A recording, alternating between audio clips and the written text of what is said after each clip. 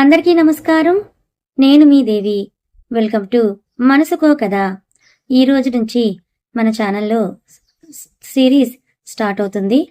మరి ఇప్పటి వరకు ఆదరించంటే ఈ సిరీస్ని కూడా ఆదరిస్తారని కోరుకుంటున్నాను. కథ నచ్చితే వీడియోకి ఒక లైక్ చేయండి. అలాగే ఎలా అనిపించిందో కమెంట్ చేయండి. సబ్స్క్రైబ్ కూడా చేసుకోండి. మరి మన కథలోకి వెళ్ళిపోదామా? మిస్సెస్ వైశాలి 1వ భాగం. ఉదయాన్నే కౌసల్య, సుప్రజ, రామ అంటూ సుప్రభాతం మోగుతూ ఉంటే వాకిలి అంతా శుభ్రం చేసి ముగ్గు వేస్తూ ఉంటుంది పట్టు పరికిణీలో. ఇంతలో ఒక ఆయన వెళ్తూ, ఏమమ్మాయి, మీ నాయన ఉన్నాడా? ఒకసారి పిలు, 6 నెలల నుంచి అద్దె కట్టడం లేదు. ఏమైనా అంటే ఏదో ఒక సాకు చెప్తాడు. వైశాలి, అంకుల్ ప్లీజ్ అరవకండి. ఏంటమ్మా అరవకండి, నా డబ్బు నా మొహాన కొడితే అడగను కదా నిన్ను అని అరుస్తుంటే అప్పుడే ఒక మధ్య వయసున్న ఆయన లోపల నుంచి వస్తాడు. సురేష్, సార్ ప్లీజ్, నా సరుకు వేశాను, వాడు డబ్బు ఇవ్వలేదు, రేపిస్తాడు, వెంటనే ఇచ్చేస్తా. ఏంటయ్యా ఇచ్చేది? 6 నెలలుగా ఇదే మాట చెప్తున్నావు. ఏదో తెలిసిన వాడివి కదా అని నీకు అద్దెకిచ్చినందుకు నా మీద నేను జాలిపడాల్సి వస్తుంది. సురేష్ ప్లీజ్ సార్, నిజంగానే ఇచ్చేస్తా రేపు. సరే, రేపు కనుక నువ్వు ఇవ్వాల్సింది ఇవ్వకపోతే నిర్దాక్షిణ్యంగా బయటికి గెంటేస్తా అని వెళ్ళిపోతాడు. తలుపు చాటు నుండి తన భార్య శాంతి అంతా విని లోపలికి వెళ్ళిపోతుంది. కొంతసేపటికి వైశాలి స్కూల్కి వెళ్ళిపోతుంది. తన తమ్ముడు తనయ్యతో కలిసి. సింధు, ఏంటి వైషు ఎంతసేపు రావడానికి? ఇంట్లో పని చూసుకొని రావాలిగా అని కూర్చొని సార్ చెప్పే లెసన్స్ వింటుంది వైశాలి.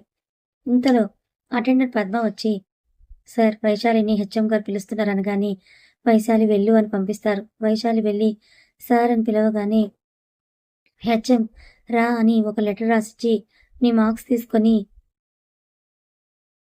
9th వి రమణ గారు తీసుకువెళ్తారు. ఆయన నేను మార్క్స్లు చూసి నీకు స్కాలర్షిప్ని ఇస్తారు, ఓకేనా వెళ్ళు అనగానే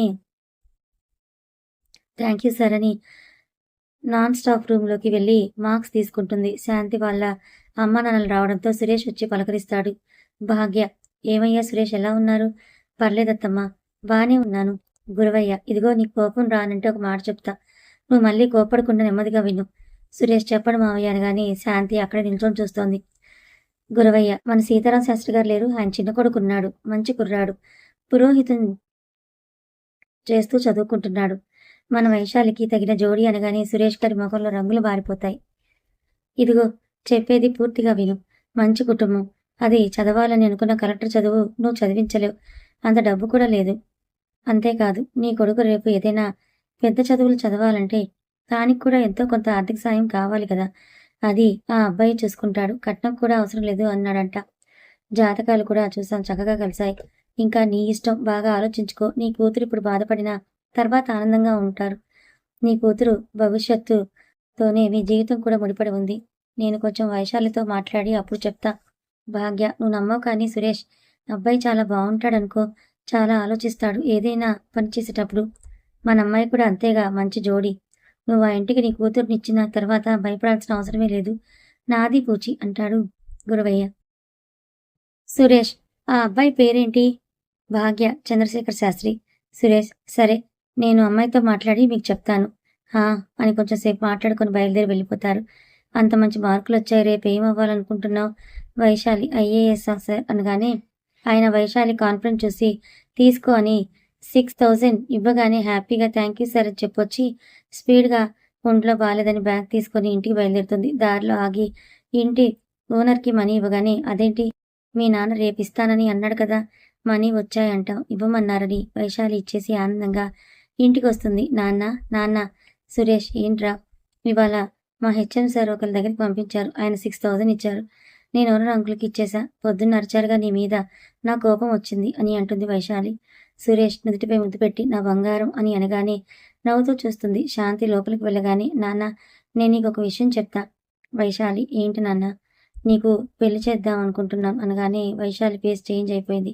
అది కాదు, చెప్పేది విను, అతను మంచివాడు, మీ తమ్ముడు చదివిస్తాడు, నిన్ను చదివిస్తారంట, మనకు కొంచెం సపోర్ట్గా ఉంటారా, కట్నం కూడా తీసుకోడంట. నీ సమాధానం చెప్పరా? ఒకవేళ నీకు ఇష్టం లేకపోతే వాళ్ళకి నువ్వు చెప్పేస్తా. వైశాలి తనను చదివించి తన ఫ్యామిలీకి సపోర్ట్గా ఉంటాడనే విషయం దగ్గరే తన మైండ్ ఆగిపోయి, సరేనన్నా మీరేదంటే అదే అని లోపలికి వెళ్ళిపోతుంది సైలెంట్గా. సురేష్, శాంతిలు ఆశ్చర్యపోతారు ఆ మాటకి. సీతారాం. చెప్పండి గురువయ్య గారు.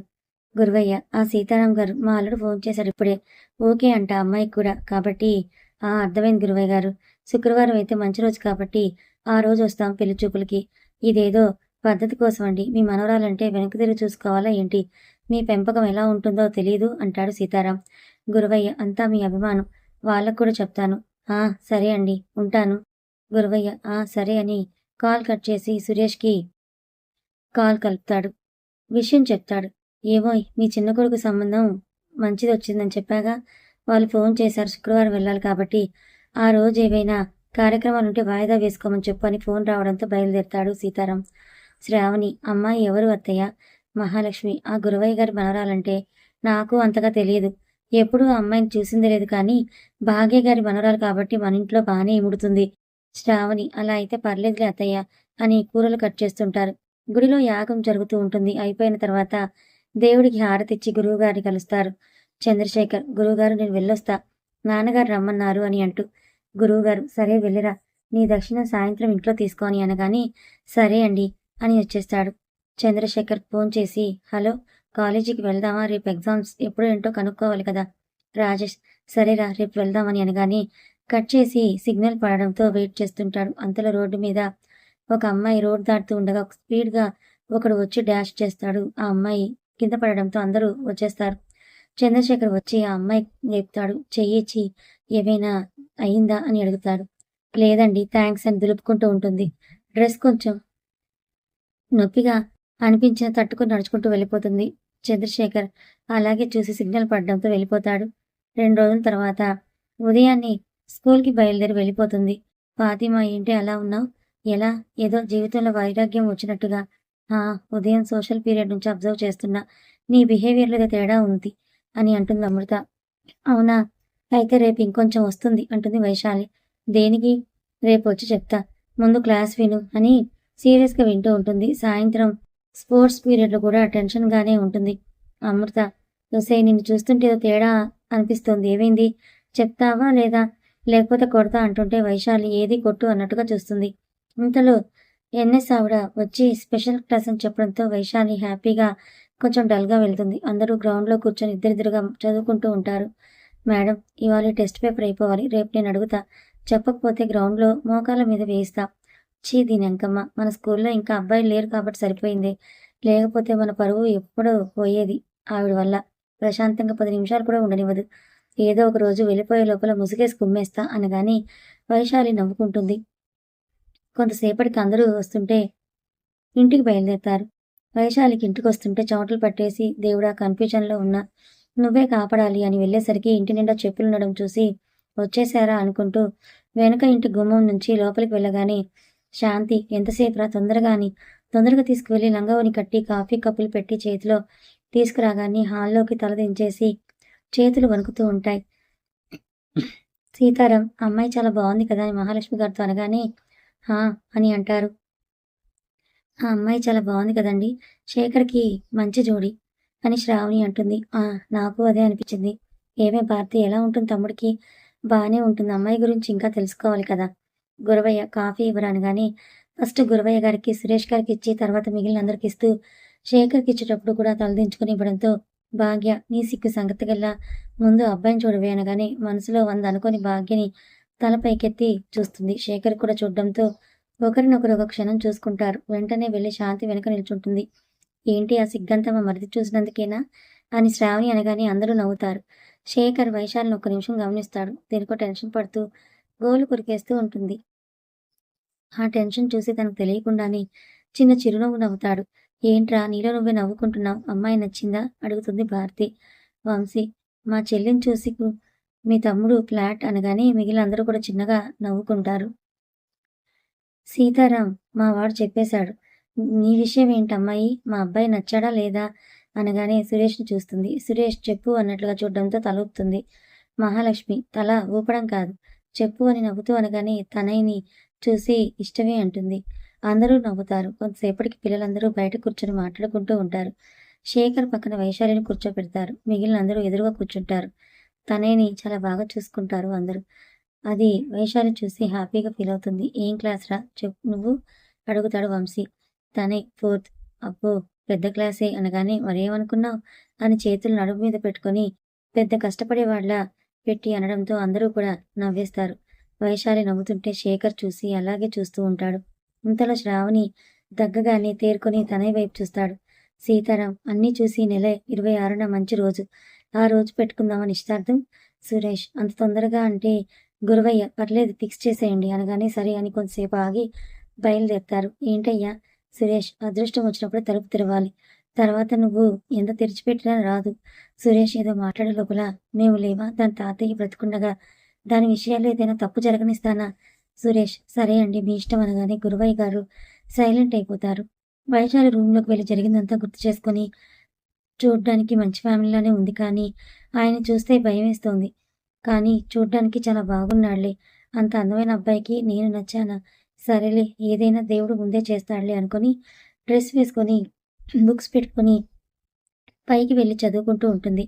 చంద్రశేఖర్ నాన్న గురువుగారి దగ్గరికి వెళ్ళొస్తని బైక్ తీసుకొని వెళ్తాడు.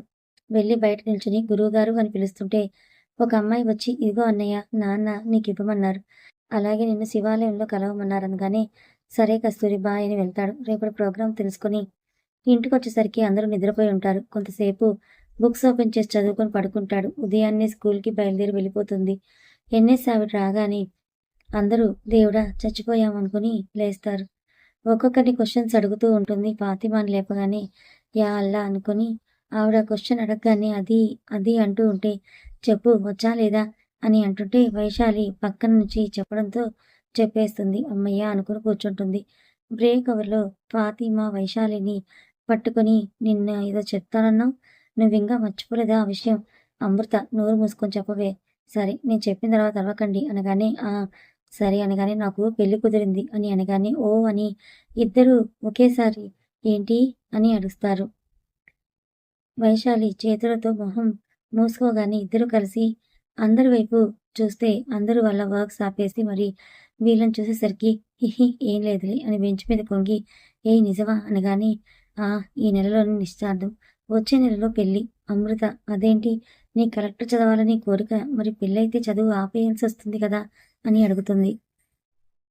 ఆయన చదివిస్తారంట అందుకే ఒప్పుకున్న పెళ్లికి. అబ్బో ఆయన అంట అని ఫాతిమా అమృత ఒకేసారి అనేసరికి చంపేస్తా అంటూ నవ్వుతుంది. ఫాతిమా మంచోడేగా. అమృత ఒసే తిగ్గరి అందుకేగా అది చేసుకునేది. ఒసే దున్నా అది కాదే నాకు అర్థమైంది కానీ ఆయన చాలా మంచివారే అనగానే అయితే ఓకే అని మాట్లాడుకుంటూ ఉంటారు. అమృత ఆమె నీ పెళ్లి మంచిగా జరిగి నువ్వు లైఫ్ లాంగ్ హ్యాపీగా ఉండాలి. సో రేపు గుడికి వెళ్దాం ఆదివారం కాబట్టి. ఫాతిమా ఓకే నేను వస్తాను అనుకుని సాయంత్రం ఇంటికి వెళ్ళిపోతారు.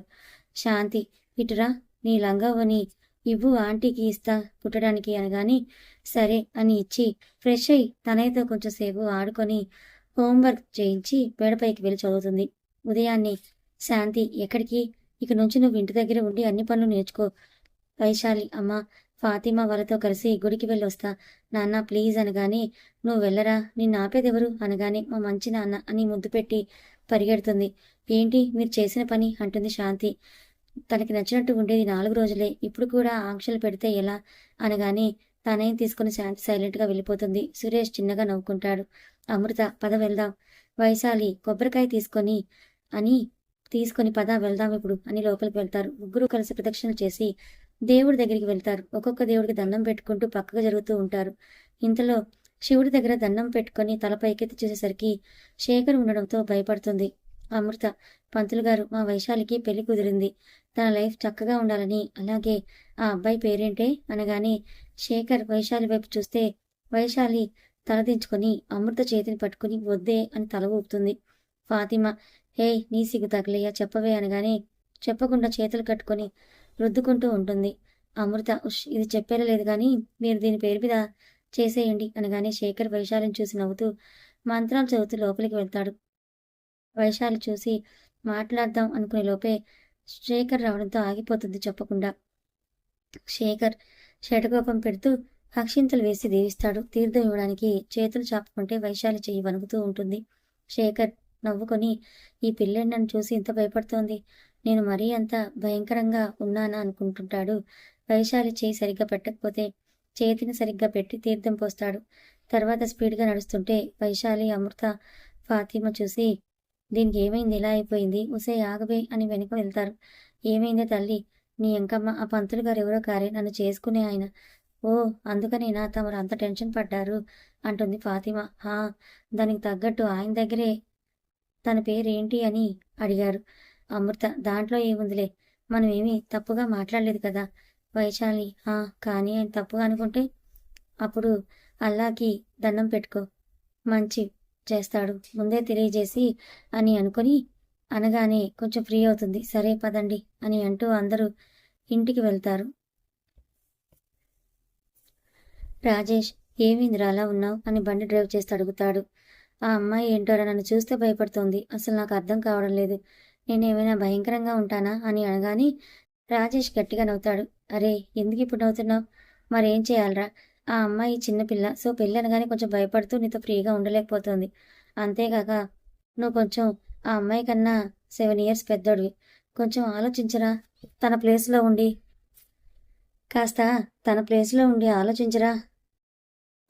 నేను అదే అనుకున్నాలే, కానీ మళ్ళీ డౌట్ వచ్చింది. నిన్న మన శివాలయానికి వచ్చింది. నేను అనుకోకుండా శివ వెళ్ళిపోవడంతో ఆ ప్లేస్లో నేనున్నా. వాళ్ళ ఫ్రెండ్స్ నా పేరు చెప్పమంటే చెప్పలేదురా. నాకు ఒక నిమిషం తన పరిస్థితి చూసి నవ్వొచ్చింది. రాజేష్ వస్తుందిరా పాపం, నా చెల్లి అమాయకురాలు కాబట్టి ఏదైనా అంటావు. శేఖర్ సర్లే రాబోయ్ అని కాలేజీలోకి వెళ్ళి ఎగ్జామ్ డేట్ కనుక్కొని ఫీజు పే చేసి వస్తారు. రాజేష్ అరే వెళ్ళేదారిలో చెల్లి దగ్గరికి ఒకసారి వెళ్ళి రావాలి. దేనికిరా? ఏదో టూర్కు తీసుకుని వెళ్తున్నారంట. దానికి నాన్న మనీ కట్టపనిచ్చారు అందుకని అనగానే సరే అని బయలుదేరుతారు. ఫాతిమా ఏమైంది పాప, మ్యాటర్ ఎక్కడి వరకు వచ్చింది? అక్కడే ఉందిలే కానీ ఒకసారి కిందకి వెళ్తాం రావే అని అంటుంది వైశాలి. ఫాతిమా దేనికి? అబ్బా ఈ హోంవర్క్స్ అన్ని కింద పెట్టాలి కదా, తోడు రావే అనగాని సరే అని అందరి దగ్గర కలెక్ట్ చేసి కిందకు వస్తారు. రాణి ఏ వైశాలి టూర్కి మనీ కట్టావా? లేదు నాకు రావాలని లేదు. రావాలని లేదా లేక మనీ లేకనా అంటుంది రాణి. ఫాతిమా ఏదైతే నీకెందుకే, నువ్వు వచ్చిన పని చూడు ముందు అని వైశాలిని తీసుకొని రావే అని బుక్ స్టాఫ్ రూమ్లో పెట్టి బయటకు వస్తుంటే ఎదురుగా శేఖర్ కనపడతారు. ఏంటి మేడం, మా అన్నగారు పెళ్లి కాకుండానే బాడీగార్డ్ పోస్ట్ ఏమైనా తీసుకున్నారా? వైశాలి ఒసే నాకు తెలియదు ఆయన ఎందుకు వచ్చారు, పదా ముందని వెళ్తుంటే హెచ్ఎం గారు గ్రౌండ్లో నిల్చొని పిలవడంతో వెళ్తుంది. హెచ్ఎం ఏరా ట్రిప్కి మనీ పే చేసావా? లేదు సార్. పోనీ నేను కట్టనా, నువ్వు తర్వాత ఇవ్వు. అయ్యో వద్దు సార్, నాకు రావాలని కూడా లేదు అని మాట్లాడుతుంటే శేఖర్కి అర్థమై రాజేష్తో కలిసి లోపలికి వెళ్తాడు. రాజేష్ నేమ్ కస్తూరి అనగానే కస్తూరియా అని నోట్ చేసుకుంటాడు శేఖర్. వైశాలి కూడా అనగానే ఒకేసారి అతను తలెత్తి చూస్తాడు. రాజేష్ కూడా ఆశ్చర్యంగా చూడడంతో ఏంట్రా అని సైగ చేస్తాడు. మనీ పే చేయడంతో నోట్ చేస్తాడు. హెచ్ఎం పర్లేదు పద నేను కడతా అని స్టాఫ్ రూమ్లోకి తీసుకెళ్లేసరికి అప్పుడే శేఖర్ పేరు చెప్పడం విని ఫాతిమా వైశాలి షాక్ అవుతారు. వైశాలి అతను ఏమవుతారు? వైశాలి చెప్పడానికి సందేహిస్తుంటే శేఖర్ భావని సార్ అనగానే అది ఆయన అని అంటూ వెళ్ళిపోతాడు. వెనుక ఫాతిమా వైశాలి షాక్లో ఉంటారు. శేఖర్ నవ్వుతూ వెళ్ళిపోతాడు. ఫాతిమా ఏ వైషు అన్న చాలా గ్రేటే, నువ్వు అడగకుండానే నీ అవసరం తెలుసుకున్నాడు. ఏ సిచ్యువేషన్ అయినా అన్నను వదులుకోకు అనగానే ఫాతిమా వైపు ఒకసారి చూసి పైకి వెళ్తుంది. బ్రేక్ పీరియడ్లో అన్నింట్లో శేఖర్ గురించి ఆలోచిస్తూ ఉంటుంది. నిజానికి తను కట్టాల్సిన అవసరం లేదు, అలాంటిది అడగకుండా కట్టి అలాగే తన సార్ ముందు నిజం చెప్పకుండా ఎంత ఆలోచించాడని ఆలోచిస్తుంది. అప్పటి వరకు ఏవేవో సందేహాలతో తొలి చేసిన తన మది అన్నింటినీ చెరిపేసింది. 26వ తారీఖు రానే వచ్చింది. ఇంట్లో చుట్టాలందరితో కలకలలాడిపోతుంది. ఫాతిమా అమృత కలిసి వైశాలిని రెడీ చేస్తుంటారు. శాంతి అమ్మ ఫాతిమా తొందరగా వాళ్ళు వచ్చేస్తున్నారు. అయిపోయింది ఆంటీ, జడ వేస్తే 5 నిమిషాల్లో రెడీ మా డార్లింగ్ అనగాని శాంతి గారు నవ్వి సరే తొందరగా కానివ్వండి అని బయటికి వెళ్తారు. గురవయ్య ఇదిగో సురేష్ వాళ్ళు వచ్చారు అని పిలవగానే సురేష్ శాంతి గారు వచ్చి అందరినీ సాదరంగా ఆహ్వానిస్తారు. శేఖర్ పట్టుపంచలో పార్థసారథిని తలపించేలా ఉండగా గోపికల కళ్ళన్నీ శేఖర్ పైనే ఉంటాయి. కొంతసేపటికి వైశాలిని కూడా తీసుకొచ్చి శేఖర్ పక్కనే కూర్చోపెడతారు. కొన్ని పూజలు చేయించిన తర్వాత ఇరువురికి బట్టలు పెట్టి మార్చికి రమ్మని చెప్పగానే వైశాలిని తీసుకువెళ్తారు. తొందరగా మార్చి ఇద్దరిని కిందకు తీసుకొస్తారు. తంతు మొత్తం అవగానే ముహూర్తం తేదీని చదువుతారు. సురేష్ శాంతిల దంపతుల పెద్ద కుమార్తె అయిన చిరంజీవి లక్ష్మీ సౌభాగ్యవతికి అయిన వైశాలికి, సీతారాం మహాలక్ష్మి దంపతుల చిన్న కుమారుడైన చిరంజీవి చంద్రశేఖర్కి ఇచ్చి సెప్టెంబర్ 2 అనగా గురువారం రాత్రి 7:30 నిమిషాలకు వివాహం జరిపించటకు పెద్దలు నిశ్చయించినారు. కావున తామెల్లరూ బంధుమిత్ర సమేతంగా విచ్చేసి దంపతులను దీవించమని ప్రార్థన అని పంతులు గారు చదవడం ఆపగానే అందరూ కలిసి అక్షింతలు వేస్తారు. ఫాతిమా, అదేంటి వారం రోజులు కూడా లేదు కదా, మరి అంత తొందరగా పెట్టుకున్నారేంటి పెళ్ళి? అమృత, బహుశా తర్వాత ఏమైనా మంచి ముహూర్తాలు లేవేమో అనగాని ఓ అని సైలెంట్ అయిపోతుంది. కొంతసేపటికి అందరూ భోజనాలకి కూర్చుంటారు. వైశాలి పక్కన ఫాతిమా పక్కన అమృత కూర్చుంటారు. ఇటు శేఖర్ పక్కన రాజేష్ కలిపి కూర్చుంటారు. ఫాతిమా, వైషు, రేపు స్కూల్కి రావా? అయితే వస్తానే, ఎందుకు రాను? అది కాదే, పెళ్లి వారం కూడా లేదు కదా, అందుకే డౌట్ వచ్చింది. సర్లే, అది అదే, ఇది ఇదే. అరే, మా చెల్లికి తెచ్చిన గిఫ్ట్ ఏది? ఉందిలే, కానీ ఇస్తే తీసుకుంటుందో లేదో అని డౌట్ అంటాడు శేఖర్. ఎందుకు తీసుకోదు? సరే ఇస్తా, కానీ ఇప్పుడు కాదు, తనతో ప్రైవేట్ స్పేస్ ఏమైనా దొరికితే అప్పుడు అంటాడు శేఖర్. రాజేష్ తన ఫ్రెండ్స్ ఉండగా దొరకదులే అనుకుని అనగానే నవ్వుతాడు. ఎవరింటికి వాళ్ళు వెళ్ళిపోతారు. గురువయ్య గారు సురేష్ గారు పెళ్లి గురించి ఏం కావాలో రాసుకొని పెట్టుబడి చీరలన్నింటినీ సర్దుకుంటూ ఉంటారు. ఉదయాన్నే వైశాలి నాన్న బాయ్, అమ్మ బాయ్ అని బయలుదేరుతుంది. స్కూల్కి వెళ్ళి కొంచెం సేపు ఆడుకొని ఇంకొంచెం సేపు చదువుకొని ఇంటికి వచ్చేస్తుంది. రాగానే వైశాలికి సున్నిపిండితో స్నానం చేయించి రెడీ చేస్తారు. అబ్బా అమ్మ, ఇప్పుడు ఇవన్నీ ఎందుకు? పెళ్లి నీకు, అందంగా కనపడాల్సింది నువ్వు, మేం కాదు అంటుంది శాంతి. ఉష్, నేను చదువుకోవాలి. భాగ్య, చదువుకుందులే, ఎంతసేపు అయినా ఓనీలు కట్టడం నేర్చుకో. వైశాలి, ముసలి, అంతా నీ వల్లే, అసలు మాట్లాడకు. భాగ్య, ఏడ్చావులే అని రెడీ చేసి హాల్లో కూర్చోబెడతారు. కొంతసేపటికి శేఖర్ వాళ్ళు రాగానే అర్థం కాకుండా చూస్తుంది వైశాలి. కథ కొనసాగుతుంది. మరి వైశాలిని శేఖర్ అర్థం చేసుకుంటాడా? నిజంగా వైశాలి కోరికలన్నీ, కలలని అతను తీరుస్తాడా? లేదా పెళ్ళైన తర్వాత శేఖర్ అందరి మగవాళ్ళలాగానే మారిపోతాడా? తర్వాత ఏం జరగబోతుందో తెలుసుకోవాలనుకుంటే నెక్స్ట్ పార్ట్ కోసం వెయిట్ చేయండి. కథ నచ్చితే వీడియోకి లైక్ చేయండి, కామెంట్ చేయండి, సబ్స్క్రైబ్ చేసుకొని ఛానల్ని సపోర్ట్ చేయండి. Thank you so much.